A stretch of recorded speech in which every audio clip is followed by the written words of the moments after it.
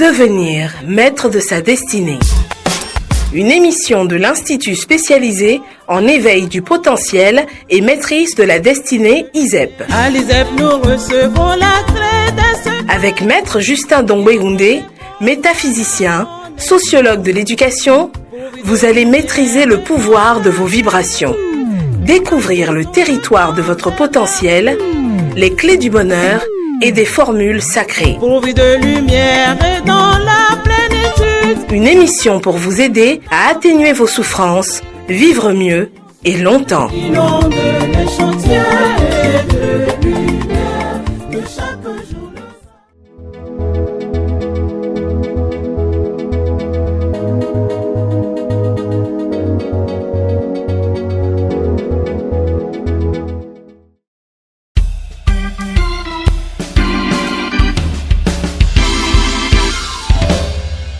Oui, sujet de réflexion, nous allons réfléchir rapidement et voici ce qui va se passer maintenant.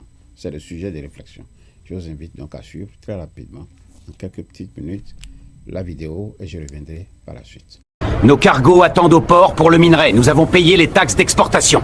Déchargez tout. Rien ne sort sans être transformé ici.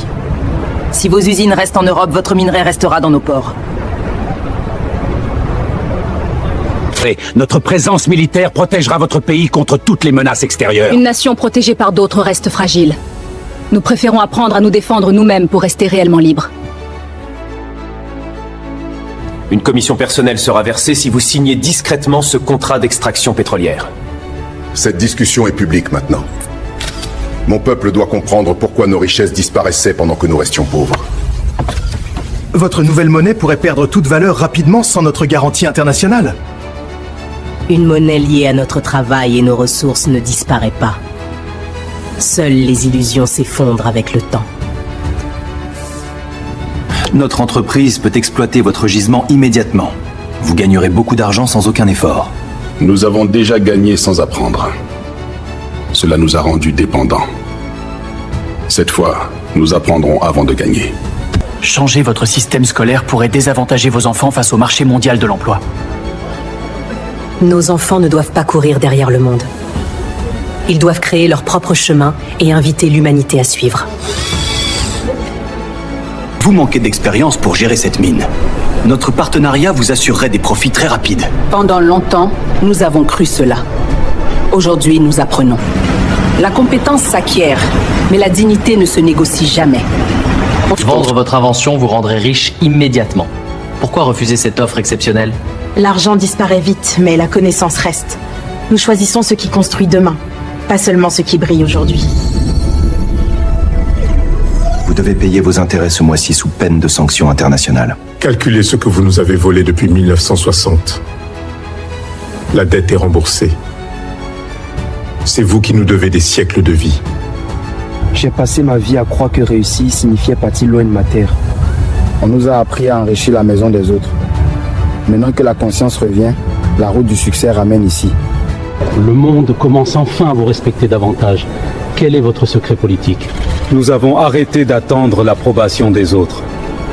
Le respect naît le jour où l'on commence à se respecter soi-même. Voilà, je voudrais juste revenir pour vous dire, certainement le sujet vous a fait réfléchir. Le titre de ce sujet, c'est « Voici ce qui va se passer maintenant ». Alors, qu'est-ce qui va se passer maintenant ? On peut se poser cette question. Mais je fais observer tout de suite qu'il y a là un dialogue, je ne dirais pas un dialogue de sourds, un dialogue entre l'Afrique et l'Occident. L'Occident est représenté non par tous ceux qui sont comme des Européens, des Blancs. Et l'Afrique est représentée par tous ceux et toutes celles qui ont la peau noire comme moi.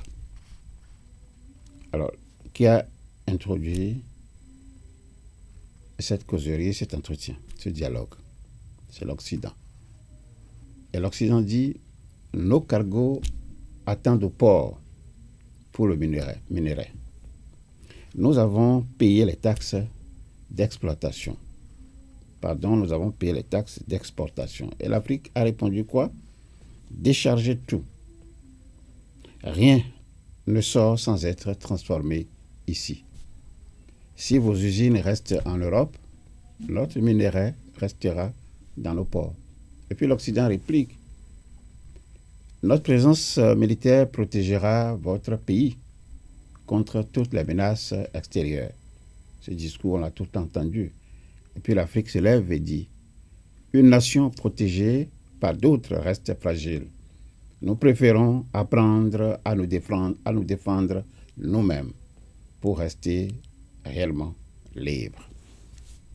L'Occident change encore de voie et de trajectoire et dit, une commission personnelle sera versée et vous signez discrètement ce contrat d'extraction pétrolière. Donc c'est un agent de l'Afrique. Et puis l'Afrique répond. Cette discussion est publique maintenant. Par le passé, c'était possible entre deux personnes. Mon peuple doit comprendre pourquoi nos richesses disparaissaient pendant que nous restions pauvres. Ça, c'est l'Afrique, ça. Et l'Occident change encore de voix en disant votre nouvelle monnaie pouvait perdre toutes ses valeurs rapidement sans notre garantie internationale. Et puis l'Afrique dit une monnaie liée à notre travail et à nos ressources ne disparaît pas. Seules les illusions s'effondrent avec le temps. L'Occident change encore et dit mais notre entreprise peut exploiter votre gisement immédiatement. Vous gagnerez beaucoup d'argent sans aucun effort. Et puis, qu'est-ce que l'Afrique répond? Nous avons déjà gagné sans apprendre. Cela nous a rendus dépendants. Cette fois, nous apprendrons avant de gagner. L'Occident, comme d'habitude, il dit ceci. Changez votre système scolaire. Cela pourrait désavantager vos enfants face changer votre système scolaire. Et cela pourrait désavantager vos enfants face au marché mondial de l'emploi. Donc si on ne change pas le système, les enfants africains ne pourront pas être compétitifs. Voilà ce que l'Occident dit. Et l'Afrique lui répond, nos enfants ne doivent pas courir derrière le monde. Ils doivent créer leur propre chemin et inviter l'humanité à suivre. Et puis l'Occident, vous manquez d'expérience pour gérer cette mine. Notre partenariat vous assurerait des profits très rapides. Et puis l'Afrique répond, pendant longtemps, nous avons cru cela, mais aujourd'hui, nous apprenons. La compétence s'acquiert, mais la dignité ne se négocie jamais. La dignité ne se négocie jamais. Il faut retenir ça. Et puis l'Occident dit à nouveau, vendre votre invention vous rendrait riche immédiatement. Mais pourquoi refusez-vous cette offre exceptionnelle? Tout ça, c'est de la corruption. Et l'Afrique réagit en disant, l'argent disparaît vite, mais la connaissance reste. La connaissance reste, c'est là où l'argent disparaît. Nous choisissons ce qui construit demain, pas seulement ce qui brille aujourd'hui. Et l'Occident dit, vous devez payer vos intérêts ce mois-ci, sous peine de sanctions internationales. L'Afrique sourit et réagit promptement. Calculez ce que vous nous avez volé depuis 1960. Rappelez-vous que c'est la période des indépendances dans la sphère des néocolonies, des colonies françaises à l'époque. La dette est remboursée. C'est vous qui nous devez des siècles de vie. J'ai passé ma vie à croire que réussir signifiait partir loin de ma terre. On nous a appris à enrichir la maison des autres. Maintenant que la conscience revient, la route du succès ramène ici, en Afrique. Le monde commence enfin à vous respecter davantage. Nous avons arrêté d'attendre l'approbation des autres. Le respect naît le jour où l'on commence à se respecter soi-même. Voilà ce sujet de réflexion sujet que j'ai soumis à votre réflexion, comme je le dis, c'est un peu redondant. Mais est-ce que vous pensez avoir trouvé dans ce dialogue entre l'Afrique et l'Occident ce qui va se passer maintenant? Parce que le titre, c'est « Voici ce qui va se passer maintenant ». Alors, si vous avez trouvé cela dans ce dialogue, dites-moi vos réponses en commentaire. Si vous avez trouvé cela, dites-moi dans vos commentaires. Nous allons passer à une autre rubrique de cette émission, Le Grand Livre de l'Univers.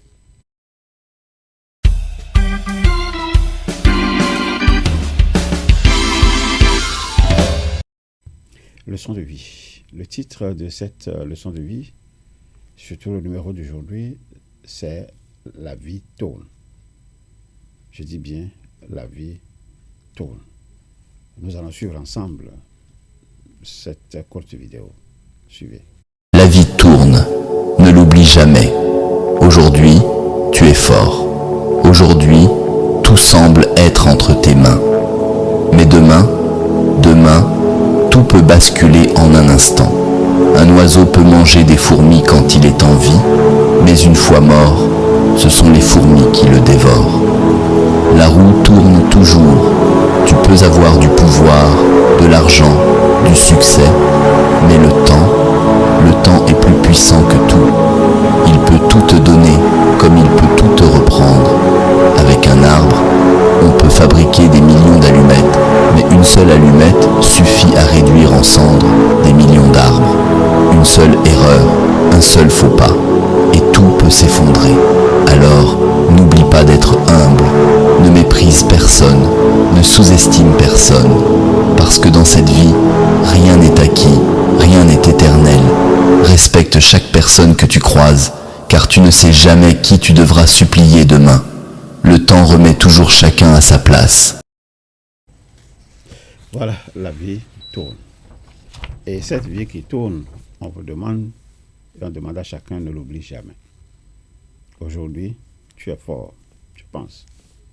Aujourd'hui, tu sembles être entre tes mains. C'est ce que tu penses. Mais demain, je dis bien demain, tout peut basculer en un seul instant. Un oiseau peut manger des fourmis quand il est en vie.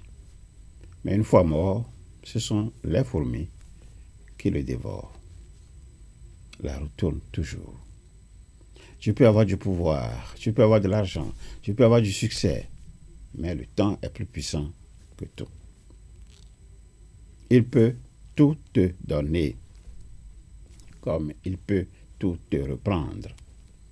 Avec un arbre, on peut fabriquer des millions et des millions d'allumettes, mais une seule allumette suffit à réduire en cendres des millions d'arbres. Une seule erreur, c'est-à-dire une seule faute, un seul faux pas, et tout peut s'effondrer. Alors, n'oublie pas d'être humble. Ne méprise personne, ne sous-estime personne, parce que dans cette vie, rien n'est acquis, rien n'est éternel. Respecte chaque personne que tu croises, car tu ne sais jamais qui tu devras supplier demain. Tu ne sais jamais qui tu pourras supplier demain. Retenez cela. Le temps remet toujours chacun à sa place. Voilà ce que cette leçon de vie nous ramène ce jour. En attendant vos commentaires sur le temps, je vous présente les miens propres. La valeur du temps est immense, parce que le temps est la seule richesse que tous possèdent, mais que personne ne peut stocker. Personne ne peut arrêter le temps ou le récupérer. Le temps est une ressource irremplaçable.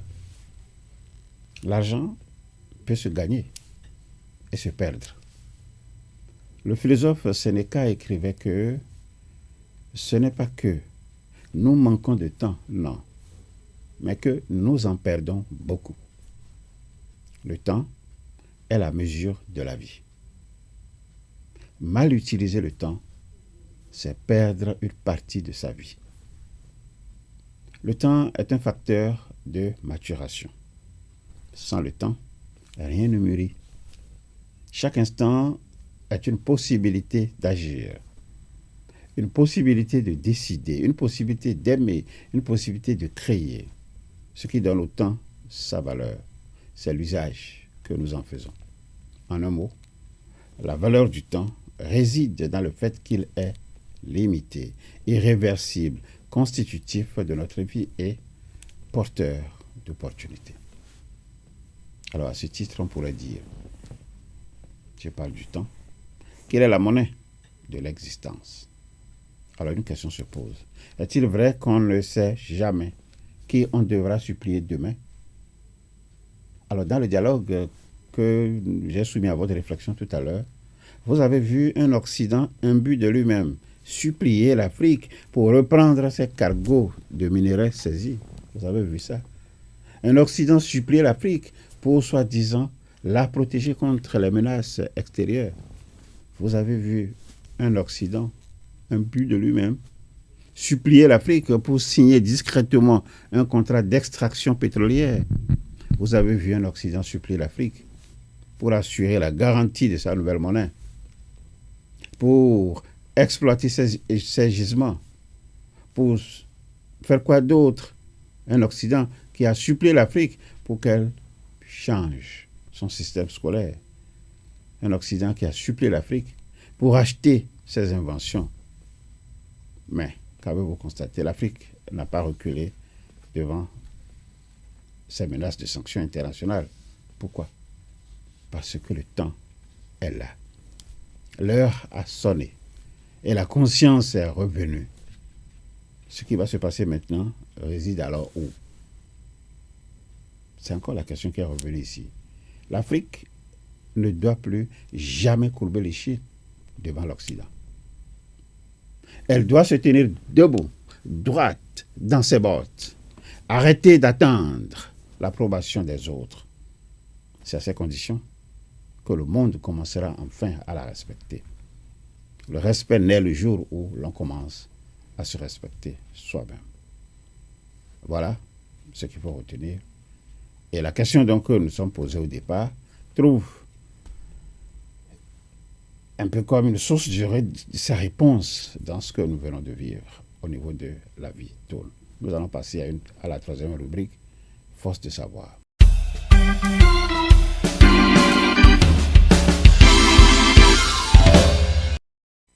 Le grand défaut de l'Afrique, je dis bien le grand défaut de l'Occident, c'est ce que je dis. Donc le grand défaut de l'Occident, c'est cela, ce que nous allons aujourd'hui savoir. Il s'agit de quoi? Suivons la vidéo. Jean-Jacques Rousseau a dit dans un livre peu connu qui s'appelle Essai sur les langues, sur l'origine des langues. Essai sur l'origine des langues. Rousseau, Jean-Jacques Rousseau dit que le grand défaut de l'Occident, c'est de croire que l'Occident est à l'origine de tout. Que l'Occident est le centre du monde. Que l'Occident, ce qu'il dit, c'est ça la vérité. Que l'Occident existe et les autres n'existent pas. Que tout doit être éclairé par l'Occident. Donc quand l'Occident fait le mot sexuel, il élève ça au niveau d'une valeur universelle. Et il impose ça à l'humanité. Parce qu'il se croit le maître du monde. Son grand défaut, c'est ça. La race supérieure. Oui, les autres sont inférieurs, sont des primitifs, sont des sauvages, la mentalité sauvage, les sous-développés, les sauvages, le tiers-monde, les aides. L'Occident n'a que ce langage de mépris. Et le deuxième blanc qui a compris ça, après Rousseau, c'est Jean-Paul Sartre. Sartre dit que depuis le XIVe siècle, l'Europe occidentale a développé avec l'Afrique une constitution du mépris. C'est dit par Jean-Paul Sartre, une constitution du mépris. Il n'y a que le mépris. Je vous aide, c'est le mépris. Je vous accompagne, c'est le mépris. On vous appuie, on fait des conférences axées sur les résultats, les trucs de capacité, des capacités. Il n'y a que le mépris depuis le XIVe siècle. Il n'y a que le mépris. L'Occident ne connaît que le mépris vis-à-vis des autres. C'est dit par Jean-Paul Sartre. La constitution du mépris. Ils méprisent tout, ils quittent Paris, l'Élysée, ils viennent, ils veulent dire que vous n'avez pas d'histoire. Voilà. Sarkozy l'a dit, nous, à Dakar. Mais comment un type cultivé comme Sarkozy, et qui dirige un grand pays comme la France, et il va à Dakar, trouver que vous êtes des nègres, vous n'êtes pas dans l'histoire de l'humanité. Et au pays de Cheikh Anta Diop. Et au pays de Cheikh Anta. Il sait pertinemment, il était même à l'université de Cheikh Anta, il n'a même pas nommé le nom de Cheikh Anta Diop. Il sait pertinemment que l'Afrique est le berceau de l'humanité. L'homme de Touma a 7 millions d'années au Tchad. Il le sait pertinemment, mais il s'en fiche de ça. Il y a un mépris total. Et Sarkozy dit que vous vivez selon les saisons et vous n'avez pas d'histoire, vous êtes des animaux. Et l'autre vient à Ouagadougou, il ne parle pas de la jeunesse des gilets jaunes. Emmanuel Macron. Il ne parle pas de gilets jaunes, il ne parle pas de la jeunesse qui est désemparée, la jeunesse française est droguée, désemparée. On leur dit rien du tout. Ils ne parlent pas de la jeunesse corse, ils ne parlent pas de la jeunesse allemande ou à la jeunesse déprimée de l'Espagne ou du Portugal. Ils viennent parler à la jeunesse africaine à Ouagadougou. Mettez-vous à genoux, je vous bénis, on va créer un nouveau partenariat stratégique. Ça veut dire quoi même? Ça, c'est du mépris. Un très grand mépris. C'est tout juste ce mépris-là que l'Occident ne peut pas s'en défaire. Il ne respecte pas que les autres a sa valeur, que l'être est être humain, il y a des différences culturelles, et chacun a son... Non, jamais pour eux. Vous êtes un homme et un homme de couleur. Lui n'est pas homme de couleur, c'est vous les hommes de couleur. L'Occident malade, il dit les autres les hommes de couleur. Bon, il parle de la liberté, mais il vous supprime la liberté en vous faisant esclave pendant plusieurs siècles. Il crée le code de la liberté, le droit universel, mais il crée le code noir. C'est lui qui le crée, le code indigène, le code colonial, c'est toujours lui qui le crée. La France-Afrique, la francophonie. Il faut célébrer sa langue. Dans la francophonie, il n'y a aucun programme pour célébrer une langue africaine. C'est toujours la France et la francophonie. Mais en Normandie, personne ne connaît la francophonie. Non. En Gironde, personne ne connaît la francophonie. En Auvergne, personne ne connaît la francophonie. Dans la Savoie, qui connaît la francophonie? Aucun blanc, aucun paysan français ne connaît la francophonie. Et on voudrait imposer ça en Afrique. Et l'Afrique, comme toujours, il crée des ministères de la francophonie. C'est-à-dire, il sort même de l'Afrique. Eux-mêmes volontairement. Donc, voilà le problème. C'est difficile de faire comme ça avec l'Occident. Ils ont le mépris, ils croient ce qu'ils font, ça doit être universel, mais qu'ils fassent l'homosexualité. Moi, j'ai fait les enquêtes. Dans ma tribu, dans mon village, de mon père, je leur ai parlé d'homosexualité. Ils m'ont dit, écoute, si tu répètes ces choses-là ici, tu ne mettras plus jamais pied ici. Tu es détruit par l'Occident. Absolument. Au village, les paysans m'ont dit ça. Ils disent, il ne faut pas faire ces choses-là ici. Mais ils trouvent que c'est bien pour eux, mais c'est bien pour l'Occident. Pourquoi vouloir imposer ça à l'humanité? Je vais vous dire une chose. L'Europe, de tous les continents du monde, est le continent le plus brutal où il y a eu les guerres les plus sauvages. C'est pas l'Afrique, c'est pas l'Asie, c'est l'Europe. Et je vais vous dire autre chose. C'est pas au Moyen-Âge, c'est au XXe siècle. C'est en Europe qu'on a exterminé des Juifs. C'est en Europe qu'on s'est battu. Quand on a dit, avec la guerre russo-ukraine, c'est le retour de la guerre qu'on n'avait pas vue, c'est une stupidité.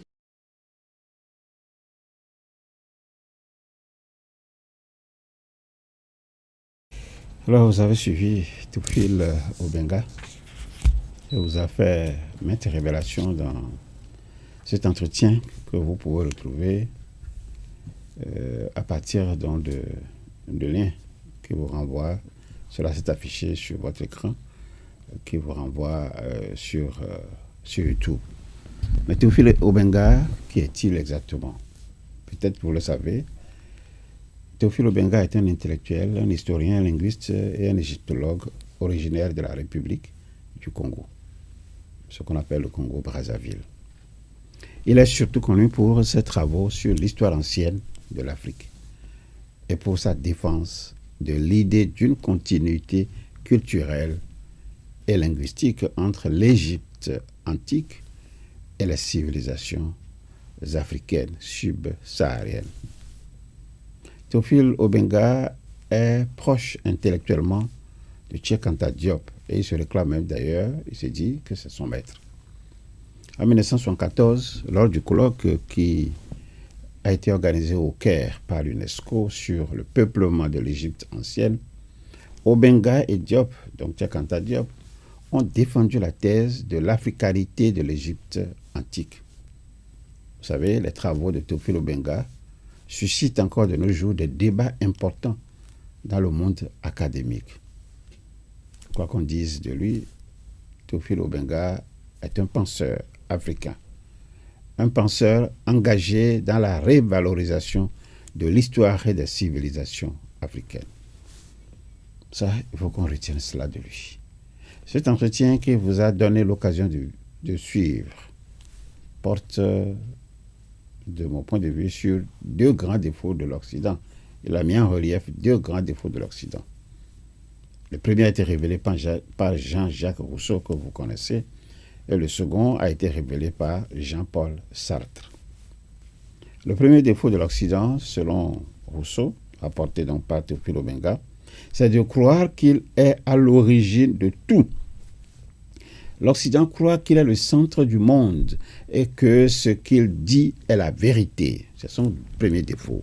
C'est de croire qu'il est le seul continent à exister, le seul à éclairer le monde. Quand l'Occident présente l'homosexualité comme une valeur universelle, allez, il attend quoi? Que tout le monde court pour se plier et que tout le monde, tous les pays deviennent en fait des pays à homosexuels. Le grand défaut de l'Occident, c'est de se considérer comme la race supérieure. Pour lui, les autres sont inférieurs. Les autres sont des primitifs, les autres sont des sauvages dotés d'une mentalité sauvage. Pour l'Occident, c'est son premier défaut, les autres sont des sous-développés. Et il caractérise les autres de tiers-monde. Et puis Jean-Paul Sartre, lui, il viendra mettre le doigt sur le deuxième défaut de l'Occident, c'est-à-dire le langage du mépris. Et il dit que ce langage est apparu depuis le XIVe siècle. Cela veut dire que pendant 7 siècles, à ce jour, c'est-à-dire 700 ans, l'Europe occidentale a développé avec l'Afrique une constitution du mépris. Et cela se retrouve dans des concepts variés. Quand vous êtes fonctionnaire à un niveau donné, vous avez tellement manipulé ces concepts, ce qu'ils appellent l'aide au développement. C'est du mépris. L'accompagnement pour les projets, c'est du mépris. L'appui, c'est du mépris. La gestion axée sur les résultats, c'est du mépris. Le renforcement de vos capacités, c'est du mépris, etc., etc. Et Obenga rappelle qu'un type comme Sarkozy est allé dire à Dakar, au pays de Cheikh Anta Diop, dans la prestigieuse université qui porte son nom, qui porte le nom de Cheikh Anta Diop, et il n'a même pas cité une seule fois, il allait tenir un discours là-bas. Et qu'est-ce qu'il a déclaré? C'est que l'Afrique n'est pas rentrée dans l'histoire. Et Obenga se demande, mais est-ce que ce n'est pas là du mépris? Alors que lui, Sarkozy, sait pertinemment que l'Afrique est le berceau de l'humanité. Obenga nous rappelle qu'Emmanuel Macron, c'est voilà un autre, qui vient à Ouagadougou, au Burkina Faso, où il ne parle pas du tout des gilets jaunes qui agitent son pays, il ne parle pas de la jeunesse française droguée, désemparée, déprimée, il n'en parle pas. Mais il vient dire à la jeunesse africaine, à travers les étudiants de cette université de Ouagadougou, qu'il veut créer ce qu'il a appelé un nouveau partenariat stratégique. Mais c'est ridicule, ça. Est-ce que ce n'est pas du mépris, ça? C'est un très grand mépris. Alors, je voudrais revenir avec vous sur la leçon de vie que nous venons de dégager de cette belle histoire qui nous rappelle que la vie tourne. Vous vous souvenez? Alors, respecte chaque personne que tu croises. Retenez ça. Car tu ne sais jamais qui tu devras supplier demain. Le temps remet toujours chacun à sa place. Le temps est venu pour que l'Afrique se lève comme nous le soumet à réflexion ce sujet qui nous dit ce qui va se passer maintenant. Alors moi je vous le rappelle, ce qui va se passer maintenant, l'Afrique ne doit plus jamais courber l'échine devant l'Occident. C'est fini. Elle doit se tenir droite dans ses bottes. l'Afrique doit arrêter d'attendre l'approbation de l'Occident. C'est à ces conditions que le monde commencera enfin à la respecter. Le respect de l'Afrique ne naîtra que le jour où l'Afrique commencera à se respecter elle-même. Je vous fais une confidence et tenez-la pour une prophétie. Je dis bien, je fais une confidence aujourd'hui. L'Afrique a 2 ans, 2026 et 2027, pour s'affranchir. Chacun doit jouer sa partition. Nous, au niveau de l'ISEP, nous jouons notre partition. Si nous ratons le coche, il y a devant nous 500 ans d'esclavage qui se préparent. Ce n'est pas cette fois-ci Jean-Paul Sartre qui le dit. C'est un métaphysicien qui l'annonce. Il faut retenir cela. Et nous devons travailler à ce que, assez vite, l'Afrique s'affranchisse. C'est à ça que je vous convie. Et chacun, à sa manière, dans sa position, selon son statut, où qu'il se trouve, doit donner la main aux autres. Et c'est pour ça que nous nous efforçons chaque jour pour apporter la connaissance. Faire en sorte que le plus grand nombre d'individus au niveau de l'Afrique aient accès à la connaissance. Parce que sans connaissance, vous ne pouvez absolument rien. Nous allons passer à nos échanges du jour. Et si cette émission, ça vous a intéressé, diffusez-la. Partagez-la sans modération. N'attendez pas les consignes que je donne ici. Tout ce que nous avons entendu ensemble, faites en sorte que ça devienne votre quotidien. La vie tourne. Le grand défaut de l'Occident. Et comment nous devons, à notre tour maintenant, qu'est-ce que nous devons faire maintenant? Retenez cela. Nous allons suivre.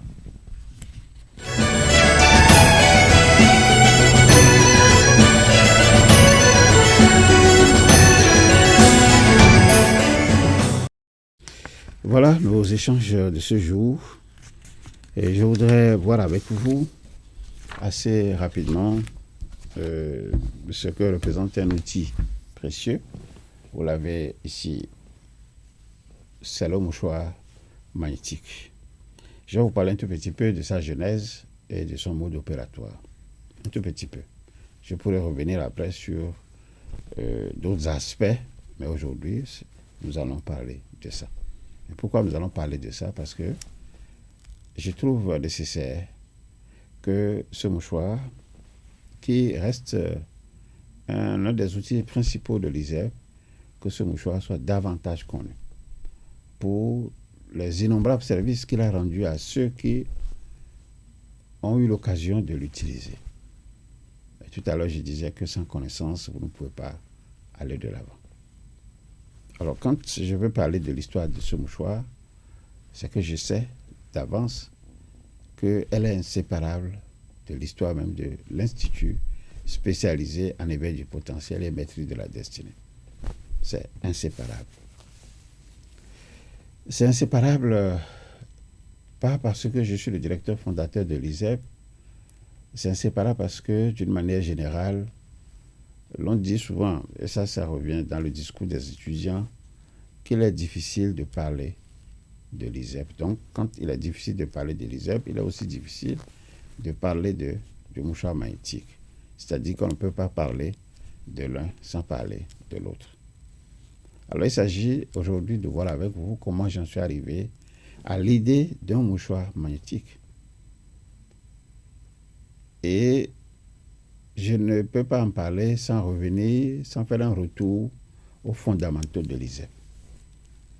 Et ça, je vais emprunter quelques extraits des allocutions que prononcent souvent les étudiants à l'occasion de nos événements. Je vais essayer d'utiliser quelques extraits de leurs allocutions. Alors, ils ont l'habitude de dire, ça je vais essayer de vous le dire de mémoire. Vous savez, il est difficile, c'est les étudiants qui disent ça souvent, il est difficile de parler de l'ISEP en quelques mots.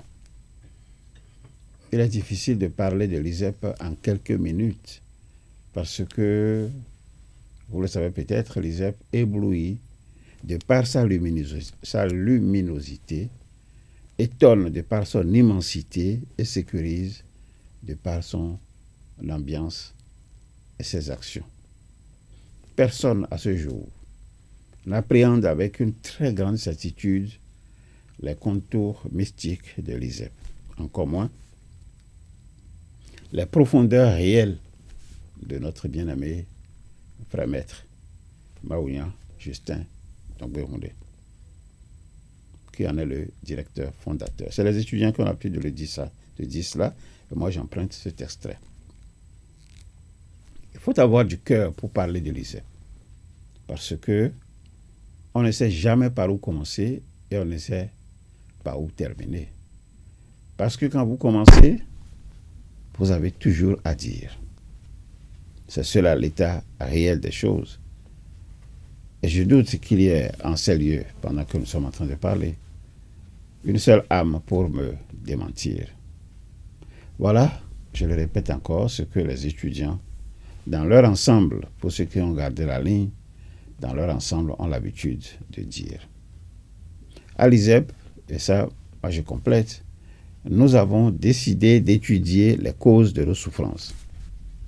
Nous avons décidé de nous éloigner de la peur, de nous éloigner des émotions primitives, des réflexes animaux et de la paresse intellectuelle. Nous sommes profondément convaincus de ce qu'il existe une intelligence supérieure dont nous sommes, nous les humains, la reproduction. C'est cela notre première vérité. Nous sommes profondément convaincus de ce que derrière les apparences, la puissance motrice de l'univers demeure l'amour. Ça, c'est notre deuxième vérité. Nous sommes profondément convaincus de ce que de grands êtres déjà là incarnent ici cet amour sous une forme intelligible. C'est cela notre troisième vérité. Nous sommes profondément convaincus de ce que l'amour et l'intelligence émanent de la superconscience universelle. C'est cela notre quatrième vérité. Nous allons passer à la cinquième, qui nous fait dire, et nous en sommes profondément convaincus, cette cinquième vérité, c'est que le plan initial, le plan divin, se manifeste par l'entremise de l'humanité. Le plan divin se manifeste par l'entremise de l'humanité. C'est notre cinquième et dernière vérité. À l'ISEP, nous gagnons chaque jour le pari d'atténuer nos souffrances et de nous accomplir parce que nous avons refusé de nous enfermer dans des religions. Nous avons refusé de nous enfermer dans des sectes et des cercles magiques. Vous savez, notre devise, c'est vérité et liberté absolue de conscience. Nous gagnons chaque jour le pari d'atténuer nos souffrances et de nous accomplir. Mais pourquoi? Parce que nous avons pris conscience de la force qui nous habite et de la puissance qui nous habite. Nous gagnons chaque jour le pari d'atténuer nos souffrances et de nous accomplir parce que nous avons compris que les phénomènes, quels qu'ils soient, résultent de l'application des lois cosmiques et des pouvoirs mentaux. L'effort que l'étudiant fait dès son entrée en cycle préliminaire, cet effort produit des résultats prodigieux qui s'observent souvent sur sa façon d'être, sur sa façon de concevoir la vie, sur sa façon d'agir. La vie de l'étudiant et ses rapports avec les autres connaissent de profondes modifications en raison de ce qu'il a droit à une assistance permanente à tout point de vue. Et cette assistance permanente qui est et demeure la première certitude de notre maison commune l'ISEP, je dis bien tout le monde en profite. Je continue donc dans cette lancée pour vous dire qu'à l'ISEP, nous sommes, avec nos familles et nos proches, épargnés de maladies graves. C'est cela notre deuxième certitude. À l'ISEP, nous retrouvons l'harmonie naguère perdue. C'est cela notre troisième certitude. À l'ISEP, nos opportunités d'affaires croissent. C'est cela notre quatrième certitude.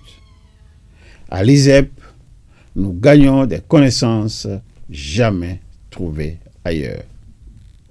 C'est cela notre cinquième certitude. La sixième et dernière certitude nous dit qu'à l'ISEP, notre champ d'action est sans limite. Je vais vous faire rapidement une petite confidence. Nous étions en 2016 et le lundi 31 octobre, j'étais sur une émission que l'on appelle Tribune du Savoir. Et c'est une émission diffusée par la Radio Nationale du Bénin. Et cette émission fait entre autres la promotion des savoirs endogènes. À cette occasion, donc ce jour-là, le journaliste a déclaré ce qui suit, et je vais essayer de vous le rappeler. Il dit, de 2011 à ce jour, donc en 2016 là, nous assistons à une montée fulgurante de l'initiative combien grandiose qu'est l'ISEP. Beaucoup de Béninois se demandent comment vous arrivez à organiser et tenir dans les délais cette fête, parlant donc de la fête champêtre. La fête champêtre, dont le mystère dépasse les limites de notre pays, le Bénin. Et dit, maître Dombe Houndé, une question de curiosité. Nous voulons savoir. Les Béninois veulent savoir. Qui êtes-vous? Un prophète? Un être révélé? Un envoyé de Dieu? Un extraterrestre? Qui êtes-vous exactement? Qui êtes-vous concrètement? Vous savez, ma réponse va vous surprendre. Je lui ai répondu simplement en 4 mots. Je suis un homme. Je suis un homme. Il s'est étonné comme cet autre étudiant qui disait un jour, à l'occasion de la 11e édition de la fête champêtre, il disait ce jour-là, bien-aimé frère maître, c'est vrai, vous êtes un homme, nous le savons. Mais ce qui étonne et fait de vous un être particulier, c'est votre ténacité, c'est votre constance, c'est vos capacités à démêler les situations qui, à première vue, paraissent inextricables. Fin de citation de ce que cet étudiant disait ce jour-là. C'est justement pour qu'on ne fasse pas de moi une cage, que l'on ne me prenne pas pour un messie, un envoyé de Dieu, un prophète, que j'ai eu l'idée de mettre en place un outil différent de ce qui existe déjà et dont la finalité, c'est d'aider l'homme à quitter la souffrance. Vous savez, en termes de souffrance, j'en ai vu, franchement. J'en ai entendu. Et moi-même, j'ai souffert. En 2011 et la moitié de... Entre 2011 et la moitié de 2012, j'ai enregistré des plaintes immenses. J'ai enregistré des gémissements provenant de plusieurs couches sociales, que ce soit dans les marchés, que ce soit dans les usines, que ce soit dans les lieux d'éducation, que ce soit dans la formation tout court, les écoles, les ateliers, les collèges, les universités. Je vous dis, les formules, elles étaient presque les mêmes. Qu'est-ce qu'on ne me disait pas? On me disait, je n'en peux plus, maître. Je suis au bord du gouffre. Ma vie ne tient que sur un fil. Je suis dépassé. Il ne me reste que la mort, maître. Sauvez-moi, sauvez-nous, sauvez-nous. À l'époque, la misère a gagné du terrain, faisant de nombreuses victimes parmi les enfants, les femmes et les personnes âgées. Le chômage à l'époque avait pris des proportions inquiétantes et la mévente était plus que troublante dans les marchés. Les prix des produits de première nécessité s'augmentait chaque jour. Et cela donnait du vertige presque à tous les consommateurs. Et ceux-là qui ne savaient plus à quel saint se vouer.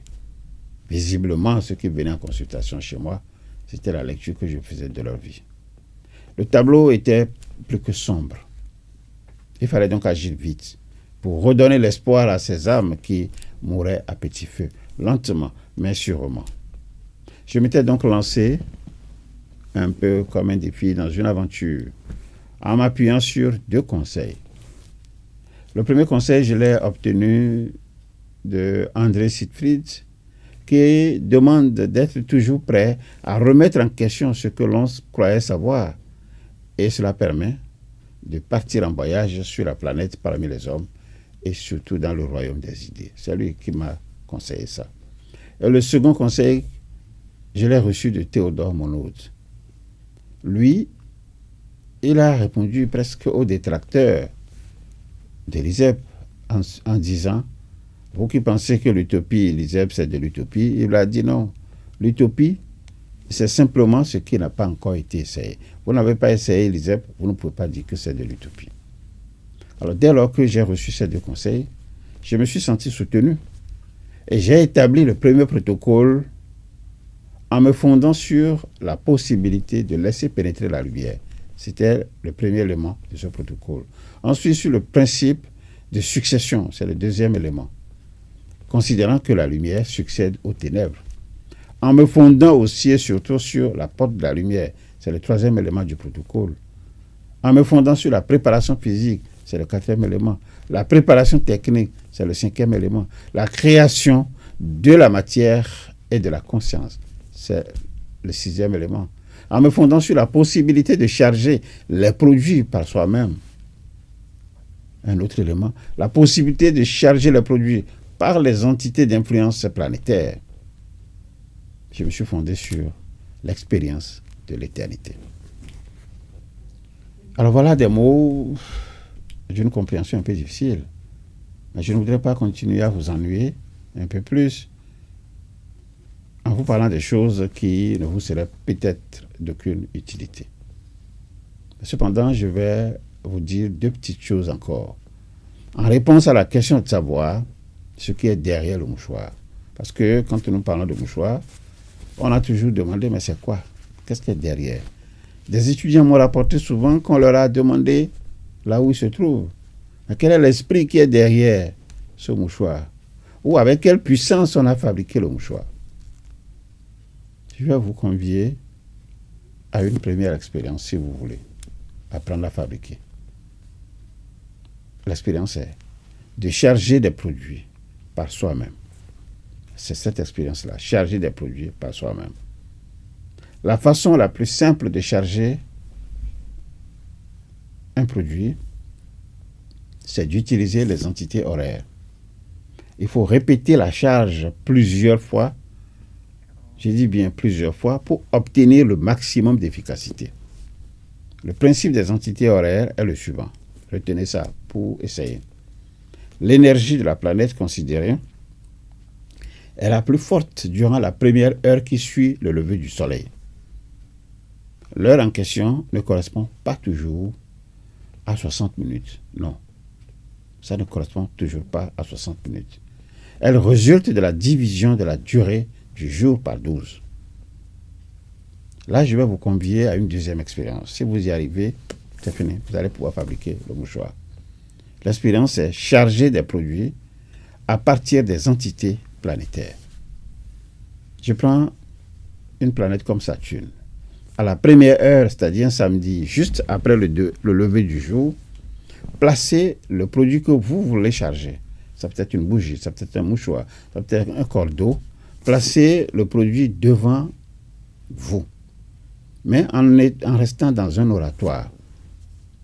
Et votre oratoire ne doit pas être éclairé. C'est-à-dire que si vous voulez avoir un peu de lumière, c'est juste une chandelle. Pas de lumière électrique. Pas de lumière qui vienne, en fait, par les fenêtres non plus. Les fenêtres doivent rester fermées s'il y en a. sinon que l'oratoire même peut ne pas disposer du tout de fenêtre, de façon à ne permettre à aucune entrée de lumière qui vient du dehors. Alors, dans le premier quart d'heure planétaire, essayez de vous placer en état de réceptivité vous-même par rapport aux énergies en présence sans les invoquer ni chercher à les diriger. Parce que dès que vous démarrez, ces énergies vont arriver. Prenez simplement conscience de leur circulation dans l'oratoire. Quand elles descendent, elles commencent à circuler dans l'oratoire. Et de la charge des produits placés devant vous. Prenez conscience de ça. Ces produits chargés ne doivent jamais voir la lumière du soleil. Ou ne doivent pas voir la lumière de la lune. Ni même la lumière électrique. Dès les premiers instants. Ils ne doivent être manipulés que par l'opérateur, c'est-à-dire vous-même, suivant des principes bien définis. Si vous y arrivez, vous comprendrez que c'est du travail assez facile et que le mouchoir, pour passer de son état d'objet simple, une poêle simple, à l'état d'objet magnétique, et donc sacré, a forcément dû subir une métamorphose. Et cela est passé par le subconscient. Je dis bien le subconscient de l'utilisateur. Alors, je me suis employé à insérer des sortes de puces dans ce mouchoir et ces puces éliminent des pensées négatives. Et ces puces aussi tournent vers la renaissance de l'être. Alors, durant le nombre de jours prédéterminés et à des heures fixes, matin et soir, jamais modifié, qu'est-ce que j'ai fait? J'ai amené le mouchoir, une fois que je l'ai chargé, à s'approprier et à répéter après moi des proclamations que je vais essayer de vous présenter.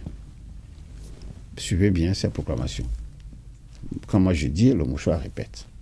Je crée chaque jour davantage de pensées et d'émotions positives et harmonieuses. Donc j'ai incorporé cela au mouchoir. Mes pensées et mes émotions transforment ma vie et m'apportent bonheur, santé et prospérité. J'ai incorporé ça au mouchoir. Je m'interdis les pensées nocives. C'est incorporé. Tout ce qui m'arrive a un côté fécond. C'est également incorporé. Je débarrasse de mon subconscient toute idée nuisible de l'entendement collectif. Tout ça, c'est dans le mouchoir. Je suis d'essence pensée et par conséquent, je ne suis point sujet au malheur, à la pauvreté, à la frustration. Votre mouchoir, il a cette force. Tout ce qui est mauvais n'existe plus dans mon subconscient. Et je reconnais ma richesse, c'est mon énergie naturelle. Tout ça, c'est dans votre mouchoir. Je me débarrasse des pensées nocives qui me dérobent des forces.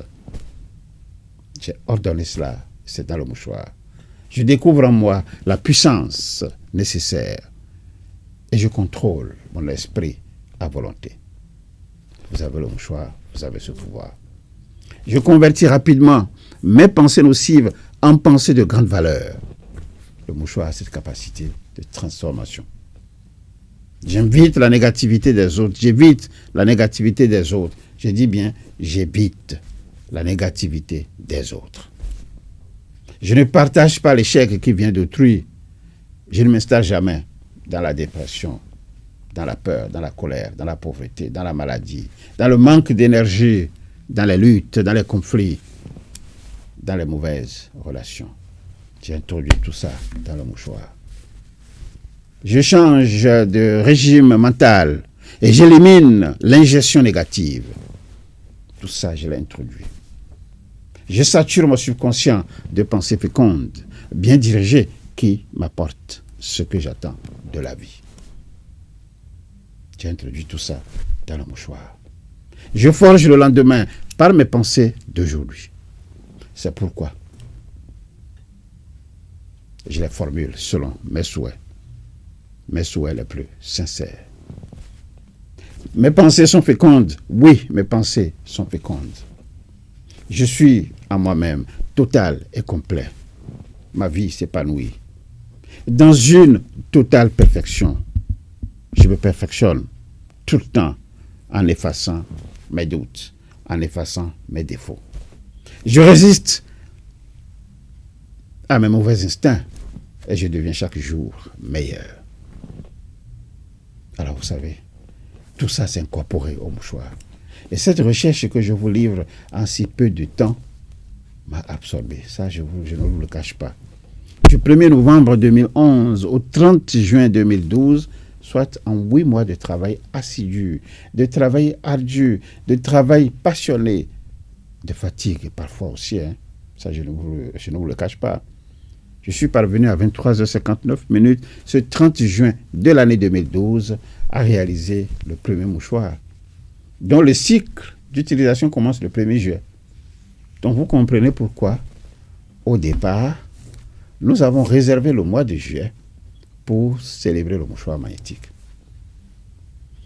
Pour matérialiser ce cheminement et m'engager dans la résolution à grande échelle des problèmes qui assaillent les hommes sur la terre, qu'est-ce que j'ai fait? J'ai transcrit dans mon oratoire le message ci-après et je vous donne lecture de ce que j'ai transcrit. Je ne veux pas savoir de quelle région vous êtes. Je ne veux pas savoir de quelle religion vous êtes. Vous souffrez. Les échos de vos gémissements et de vos plaintes me parviennent. Je me fais alors le devoir de vous soulager. À vous, je destine ce mouchoir magnétique. Voilà ce que j'ai écrit. Et je l'ai destiné aux hommes sur la terre. Voilà brièvement rappelé d'où est partie l'idée du mouchoir magnétique et comment je suis arrivé à sa réalisation.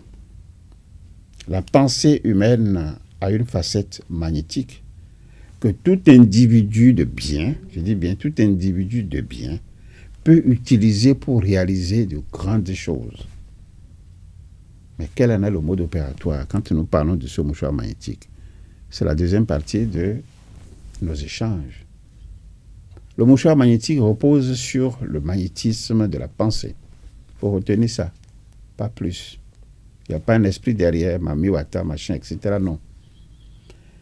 Alors, vous savez, je vais me contenter ici d'énoncer, sans entrer dans le détail, car la pensée reste de nos jours le sujet le moins appréhendé par les hommes, tant il est complexe. Je parle du système de la pensée.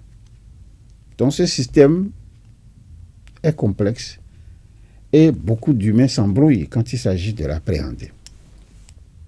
À ce sujet, je vais recommander à ceux et celles qui sont dans la recherche d'aller vérifier la nature de la pensée, c'est-à-dire les caractéristiques de la pensée humaine et l'unité neurale de la pensée. Donc, allez vérifier ça d'abord.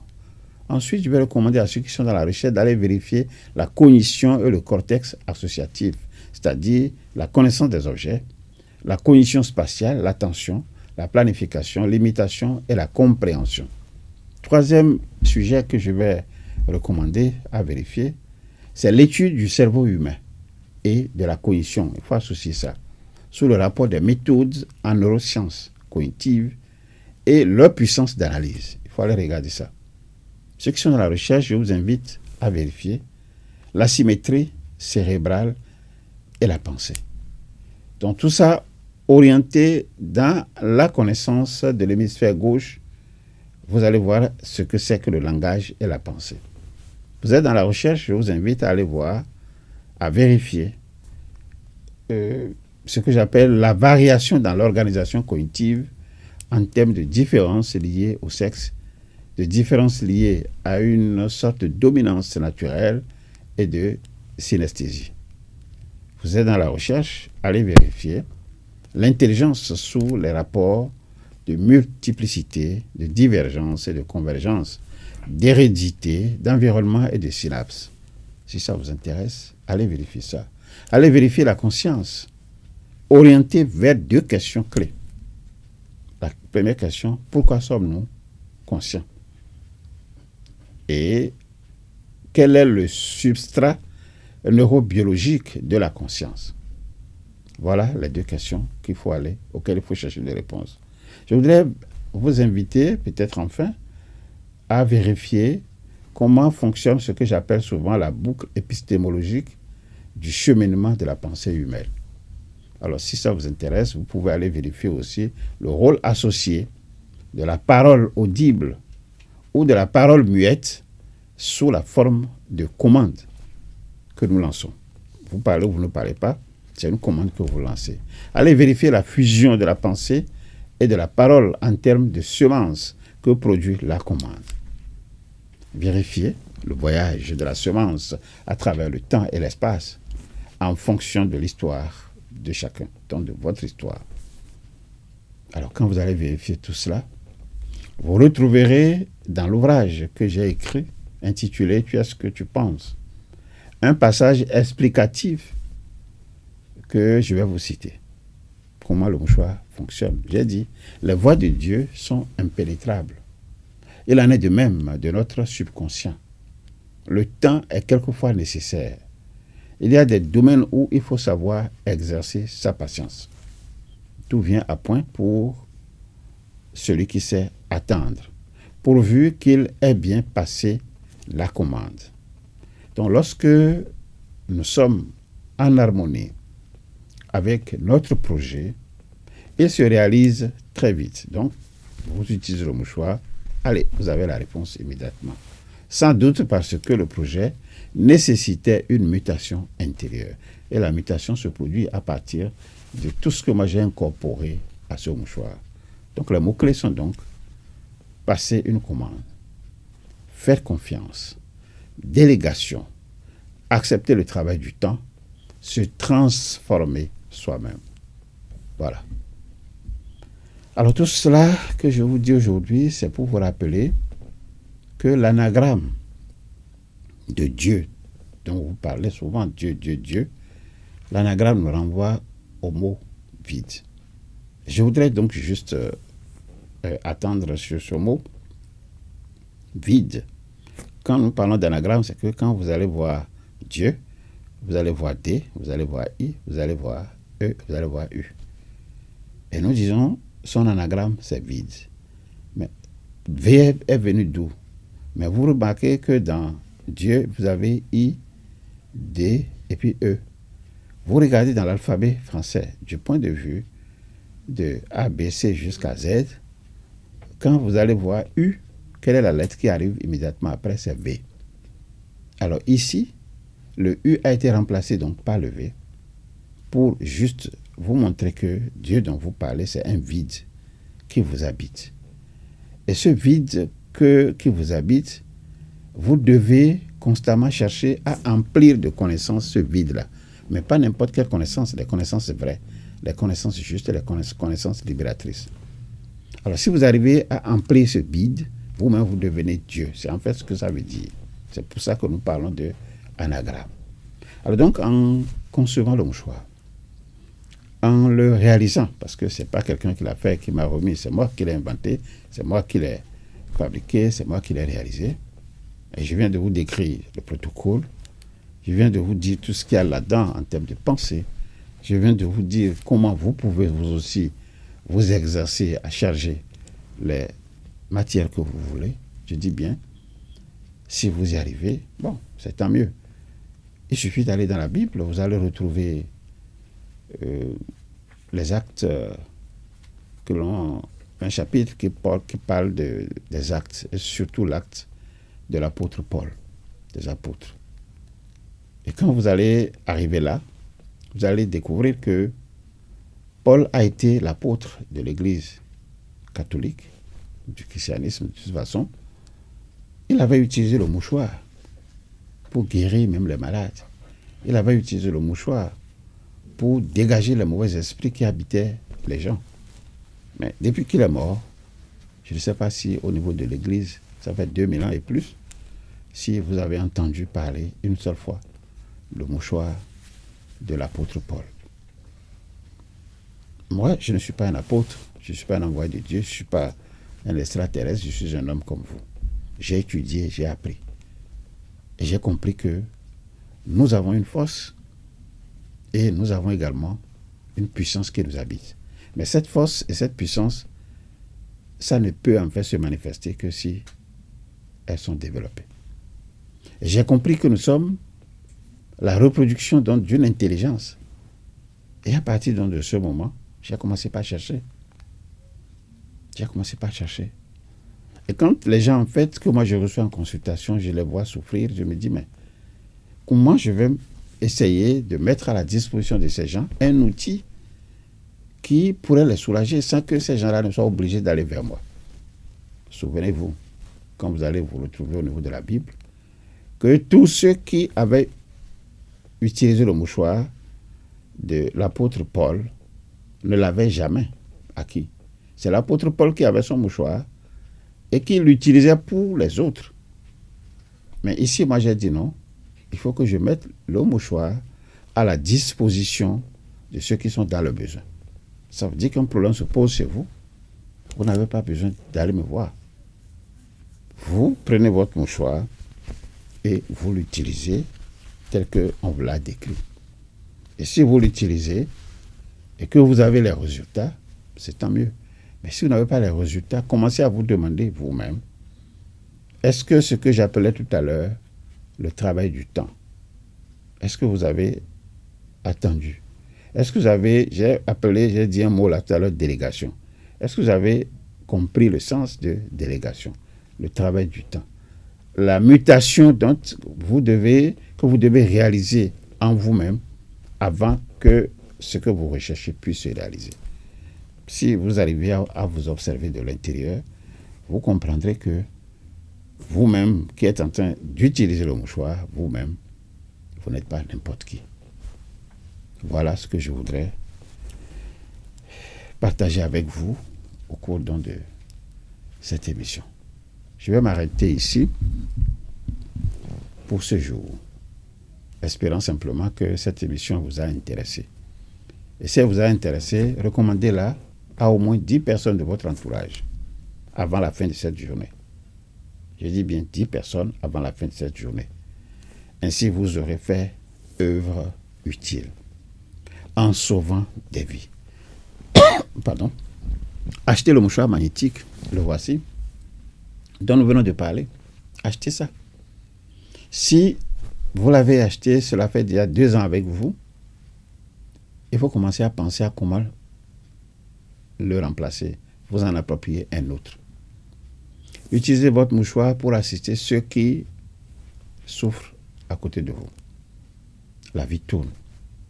N'oubliez jamais cette leçon. Aujourd'hui, tout semble être en vos mains. Mais demain, tout peut basculer en un seul instant. Une seule erreur, un seul faux pas, et tout peut s'effondrer. Alors n'oubliez pas de servir les autres. Ne méprisez pas les autres. Ne méprisez personne. Ne sous-estimez personne. C'est ce que l'Occident a tout le temps fait à l'endroit de l'Afrique. Aidez les autres sans compter, sans complexe et sans hésiter. Car vous ne savez pas qui, vous ne savez pas celui que vous allez supplier demain. Je continue toujours de le dire. Le temps remet toujours chacun à sa place. Chaque instant est une occasion d'agir, de décider, d'aimer, de créer. Alors j'ai saisi cette occasion, chers amis téléspectateurs et auditeurs. Nous avons un grand événement que nous appelons la fête champêtre. C'est un événement grand public. Les travaux démarrent le 28 mars prochain à Boycon. Je vous convie. Parce que le thème de cet événement, c'est porter le dernier coup fatal à la souffrance. Vous n'avez aucune raison de ne pas être là. C'est à Boycon, Sacro-Quin de nous. Vous ne payez que 10 000 francs pour avoir accès à l'entrée. Et vous avez droit aux enseignements du maître. Vous avez droit à tous les mystères qui se produiront sur les lieux. Vous avez droit, et ceux qui connaissent cet outil précieux que nous appelons la chaîne de partage, ce sera mis à votre disposition. Je dis bien, c'est la fête champêtre, première étape, 28 mars 2026. Toujours cet événement, nous allons passer à Parakou, au quartier Gorobani, le 4 avril 2026. C'est le même thème. Porter le dernier coup fatal à la souffrance. Ou à la souffrance, il faut porter le dernier coup fatal. Venez pour voir comment vous-même vous allez vous lever, comment vous allez magnifier la force et la puissance qui vous habite pour porter à la souffrance le dernier coup fatal. Ça, c'est le 4 avril et tout commence à 10h au quartier Gorobani à Parakou, c'est sur l'espace ISEP. Demandez à n'importe qui, venez au quartier Gorobani, dites que vous allez à l'espace ISEP, on va vous conduire jusque sur notre site. Le 11 avril, ce sera l'apothéose.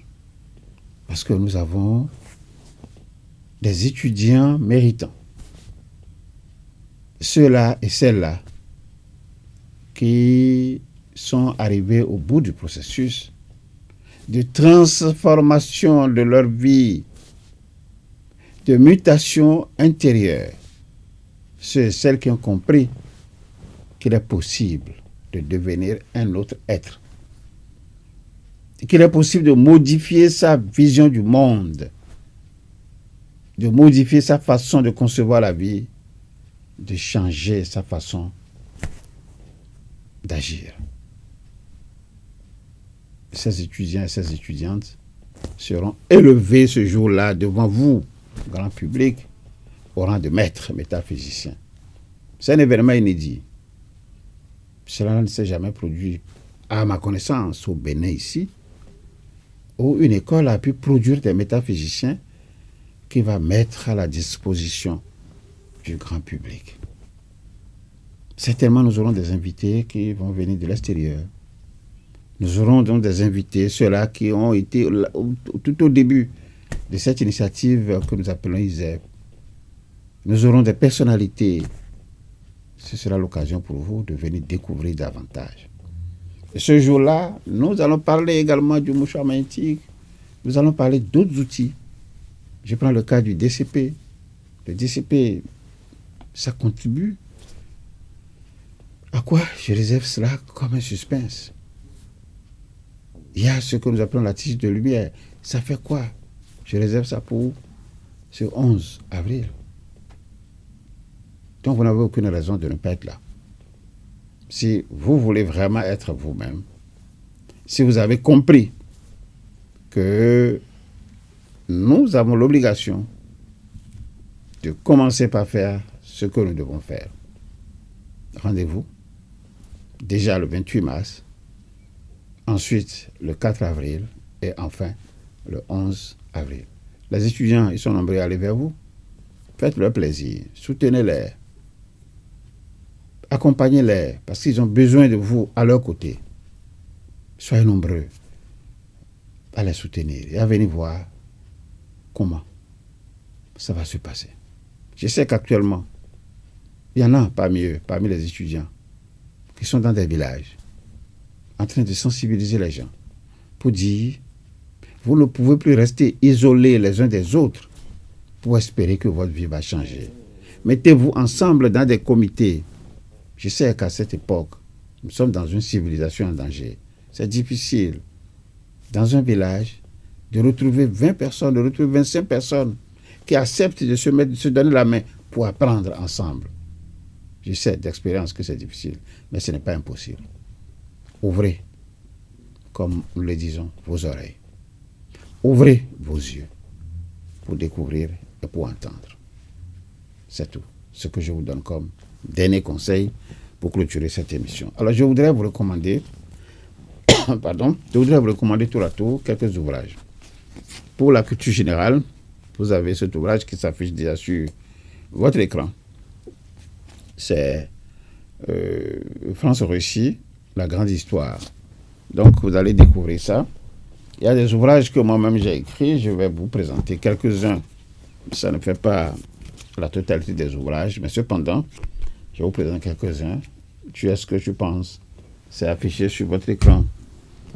Vous avez Je vis grâce à mon corps. Très bien, c'est affiché sur votre écran. Les secrets pour vivre heureux, c'est affiché sur votre écran. Merci. Vous avez Manifeste de l'initié, livre 1. Vous avez Manifeste de l'initié, livre 2. Merci à la réalisatrice. Vous avez Lumière et illumination de la pensée. Merci, c'est déjà affiché. Vous avez les bases fondamentales de la vie. Merci à la réalisatrice. Et puis enfin, Oser refaire sa vie à partir de ses pensées. Donc voilà quelques ouvrages que je vous recommande.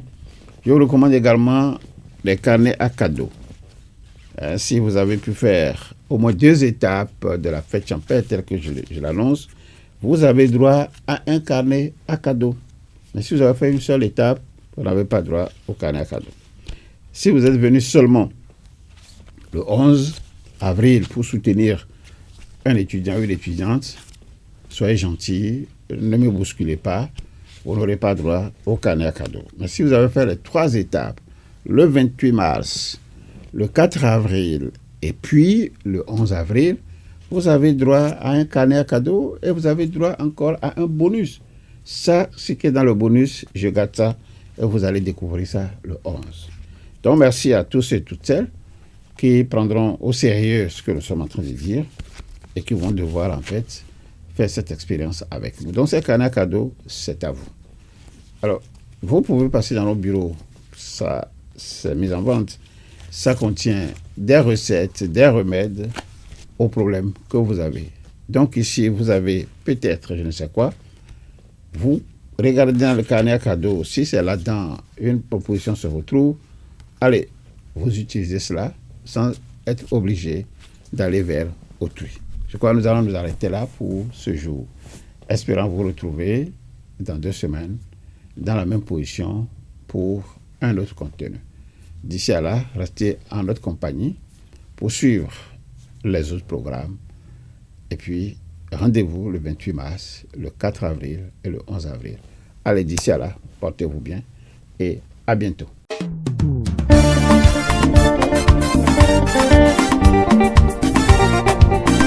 Devenir maître de sa destinée.